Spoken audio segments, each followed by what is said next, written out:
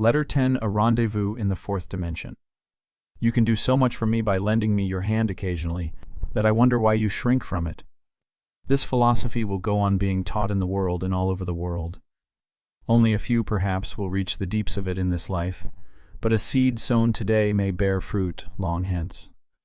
Somewhere I have read that grains of wheat, which had been buried with mummies for 2,000 or 3,000 years, had sprouted when placed in good soil in our own day. It is so with a philosophic seed. It has been said that he is a fool who works for philosophy instead of making philosophy work for him. But a man cannot give to the world even a little of a true philosophy without reaping sevenfold himself. And you know the biblical quotation which ends, "And in the world to come eternal life." To get, one must give. That is the law. I can tell you many things about the life out here which may be of use to others when they make the great change. Almost everyone brings memory over with him. The men and women I have met and communed with have had more or less vivid recollection of their earth life, that is, most of them. I met one man who refused to speak of the earth, and was always talking about going on. I reminded him that if he went on far enough, he would come back to the place from which he started. You have been curious, perhaps, as to what we eat and drink, if anything. We certainly are nourished, and we seem to absorb much water. You also should drink plenty of water. It feeds the astral body. I do not think that a very dry body would ever have enough astral vitality to lend a hand to a soul on this plane of life, as you are doing now. There is much moisture in our bodies over here. Perhaps that is one reason why contact with a so-called spirit sometimes gives warm-blooded persons a sense of cold, and they shiver. It is something of an effort on my part also to write like this, but it seems to be worthwhile. I come to the place where I feel that you are. I can see you better than most others. Then I reverse. That is, instead of going in, as I used to do, I go out with great force and in your direction. I take possession of you by a strong propulsive effort. Sometimes the writing has stopped suddenly in the midst of a sentence. That was when I was not properly focused. You may have noticed when reversing and shutting away the outside world that a sudden noise, or maybe a wandering thought, would bring you right out again. It is so here. Now, about this element in which we live. It undoubtedly has a place in space, for it is all around the earth. Yes, every tree visible has its invisible counterpart. When you, before sleep, come out consciously into this world. This undoubtedly refers to my hypnagogics visions. You see things that exist or have existed in the material world also. You cannot see anything in this world which has not a physical counterpart in the other. There are, of course, thought pictures, imaginary pictures, but to see imaginatively is not to see on the astral plane, not by any means. The things you see before going to sleep have real existence, and by changing your rate of vibration you come out into this world, or rather, you go back into it, for you have to go in order to come out. Imagination has great power. If you make a picture in the mind, the vibrations of the body may adjust to it, if the will is directed that way, as in thoughts of health or sickness. It might be well as an experiment, when you want to come out here, to choose a certain symbol and hold it before your eyes. I do not say that it would help to change the vibration, but it might. I wonder if you could see me if just before falling asleep you should come out here with that thought, and that desire dominant in your mind. I am strong today, because I have been long with one who is stronger, and if you want to make the experiment of trying to find me this night, I may be able to help you better than at another time. There is so much to say, and I can seldom talk with you. If you were differently situated and quite free from other things, I could perhaps come often. I am learning much that I should like to give you. For instance, I think I can show you how to come out here at will, as the masters do constantly. At first I took only your arm to write with, but now I get a better hold of the psychic organization. I saw that I was not working in the best way, that there was a waste somewhere, so I asked the teacher for instruction in the matter. By this new method you will not feel so tired afterwards, nor shall I. I am going now, and will try to meet you in a few minutes. If the experiment should fail, do not be discouraged, but try again some other time. You will know me all right, if you do see me. Letter 11, the boy, Lionel. You will be interested to know that there are people out here, as on the earth, who devote themselves to the welfare of others. There is even a large organization of souls who call themselves a league. Their special work is to take hold of those who have just come out, helping them to find themselves and to adjust to the new conditions. Here are both men and women in this league. They have done good service. They work on a little, I do not want to say higher plane than the Salvation Army, but rather a more intellectual plane. They help both children and adults. It is interesting about the children. I have not had time yet to observe all these things for myself, but one of the league workers tells me that it is easier for children to adjust themselves to the changed life than it is for grown persons. Very old people are inclined to sleep a good deal, while children come out with great energy and bring with them the same curiosity that they had in earth life. There are no violent changes. The little ones grow up, it is said, about as gradually and imperceptibly as they would have grown on earth. The tendency is to fulfill the normal rhythm, though there are instances where the soul goes back very soon, with little rest. That would be a soul with great curiosity and strong desires. There are horrors out here far worse than the horrors on earth. The decay from vice and intemperance is much worse here than there. I have seen faces and forms that were really frightful, faces that seemed to be half decayed and falling in pieces. These are the hopeless cases, which even the League of Workers I spoke about leave to their fate. It is uncertain what the fate of such people will be, whether they will reincarnate or not in this cycle. I do not know.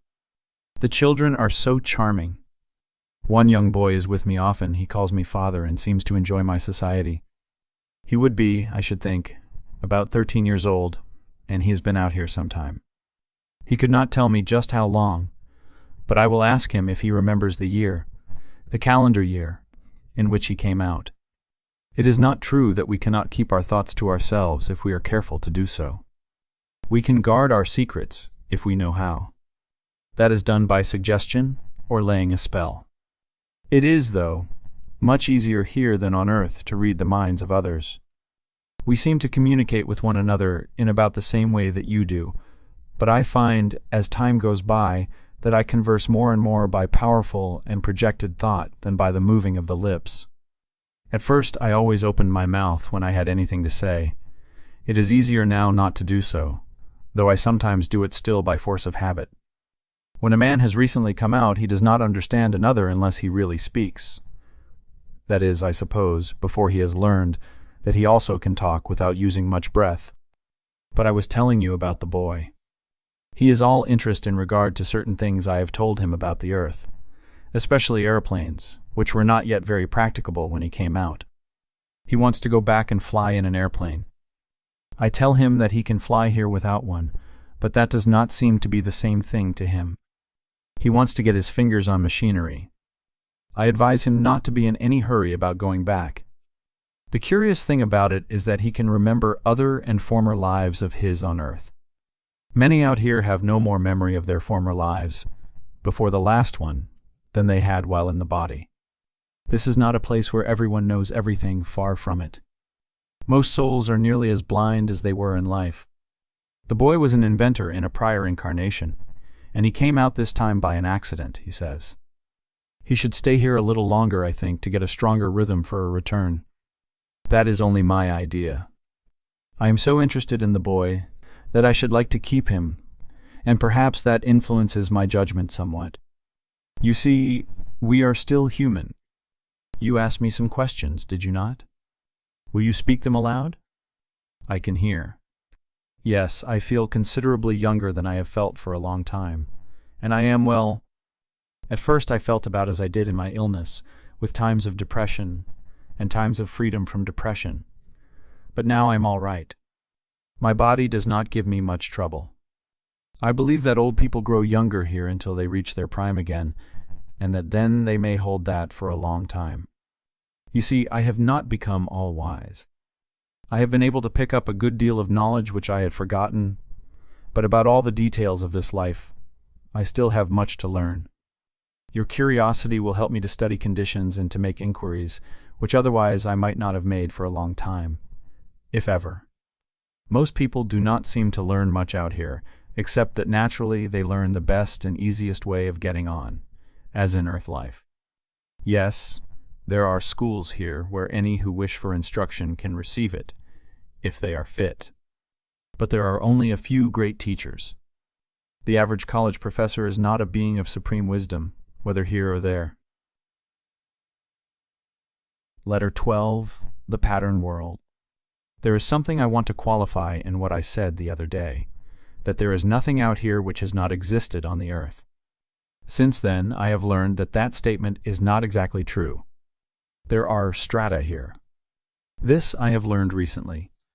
I still believe that in the lowest stratum next the earth, all or nearly all that exists has existed on earth in dense matter. Go a little farther up, a little farther away, how far I cannot say by actual measurement. But the other night, in exploring, I got into the world of patterns, the paradigms, if that is the word, of things which are to be on earth. I saw forms of things which, so far as I know, have not existed on your planet inventions, for example. I saw wings that man could adjust to himself. I saw also new forms of flying machines. I saw model cities and towers with strange wing-like projections on them, of which I could not imagine the use. The progress of mechanical invention is evidently only begun. Another time I will go on, farther up in that world of pattern forms, and see if I can learn what lies beyond it. Bear this in mind. I merely tell you stories, as an earthly traveler would tell, of the things I see. Sometimes my interpretation of them may be wrong. When I was in the place which we will call the pattern world, I saw almost nobody there, only an occasional lone voyager like myself. I naturally infer from this that but few of those who leave the earth go up there at all. I think from what I have seen, and from conversations I have had with men and women's souls, that most of them do not get very far from the earth, even out here. It is strange, but many persons seem to be in the regular Orthodox heaven, singing in white robes, with crowns on their heads, and with harps in their hands. There is a region which outsiders call the heaven country. There is also, they tell me, a fiery hell, with at least the smell of brimstone. But so far I have not been there. Some day when I feel strong, I will look in, and if it is not too depressing, I will go farther if they will let me. For the present, I am looking about here and there, and I have not studied carefully any place as yet. I took the boy, whose name by the way is Lionel, out with me yesterday. Perhaps we ought to say last night, for your day is our night when we are on your side of this great hollow sphere. You and the solid earth are in the center of our sphere. I took the boy out with me for what you would call a walk. First we went to the old quarter of Paris, where I used to live in a former life. But Lionel could not see anything, and when I pointed out certain buildings to him, he asked me quite sincerely if I were dreaming. I must have some faculty which is not generally developed among my fellow citizens in the astral country. So when the boy found that Paris was only a figment of my imagination, he used to live in Boston. I took him to see heaven, he remarked. Why, this must be the place my grandmother used to tell me about. But where is God? That I could not tell him, but on looking again, we saw that nearly everybody was gazing in one direction. We also gazed with the others, and saw a great light, like a sun, only it was softer and less dazzling than the material sun.